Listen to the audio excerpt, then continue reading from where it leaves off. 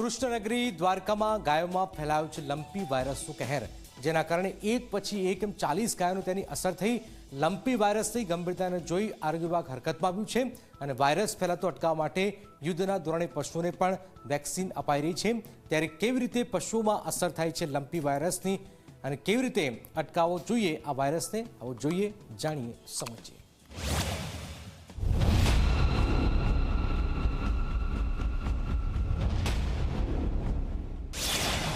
એક બાદ એક ટપોટપ મરી રહ્યા છે પશુઓ। ગુજરાતમાં ફરી એકવાર લંપી વાયરસની જોવા મળી અસર।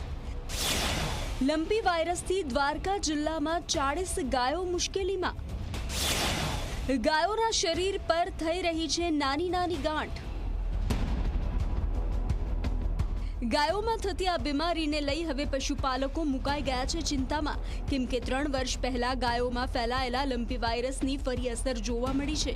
દેવભૂમિ દ્વારકા જિલ્લામાં આવેલા ખાનગી ગૌશાળાની ગાયોમાં લંપી વાયરસ ફેલાયો છે, જેના કારણે ગાયોને હળદર લગાવવામાં આવી રહી છે, તો આરોગ્ય વિભાગે પણ પશુઓને રસી આપવાનું શરૂ કર્યું છે। લંપી વાયરસ છે એમાં વધારે પડતું અસર 3 વર્ષથી નીચેના ગૌમાતા, નંદી મહારાજ, વાછડી વાછડાઓને થાય છે અને એવું લાગે છે કે થોડુંક ગયા વખત કરતાં પ્રમાણ ઓછું છે, કે મૃત્યુ થવાનું દર ઓછો રહેશે, પણ તો બી આપે બધી જગ્યાએ જોયું, બધા વિડીયો ઉતાર્યા જ હશે તમે કે કેવી ગાયોની પરિસ્થિતિ છે। લંપી વાયરસના કારણે એક બાદ એક ગાયો બીમાર પડી રહી છે અને તેમની હાલત દયનીય બની રહી છે। આ સ્થિતિને જોતા પશુપાલન વિભાગ પણ સક્રિય બન્યું છે। અસરગ્રસ્ત ગાયોને વેક્સિનેશન આપવાનું શરૂ કર્યું છે। આ જે લંપી વાયરસ ગાયોમાં આવે છે તે આપણે જે મનુષ્યમાં આવે પોક્સ વાયરસ તેમાંથી થાય છે।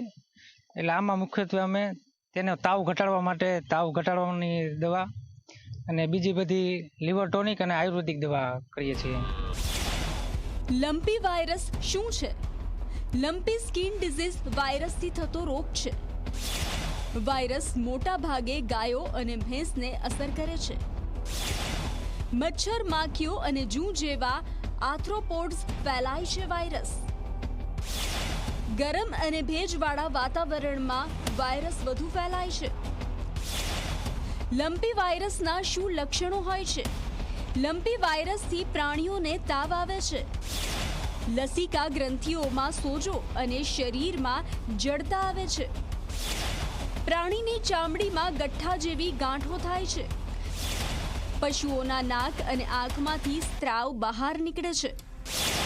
પ્રાણીઓના શ્વસન માર્ગ અને એલિમેન્ટરી કેનાલ સુધી ઘા પહોંચે છે। પશુપાલકોએ શું ધ્યાન રાખવું?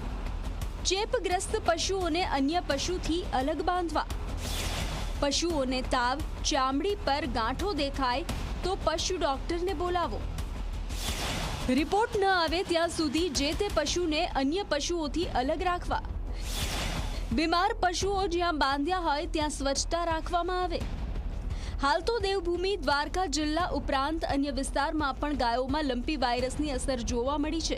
ત્યારે આ બાબતે પશુપાલકો થોડી કાળજી લે અને પશુપાલન વિભાગ આવા પશુઓને તાત્કાલિક સારવાર આપો તો આ વાયરસ આગળ વધતા અટકાવી શકાય। જયદીપ લાખાણી, ઝી મીડિયા, દેવભૂમિ દ્વારકા।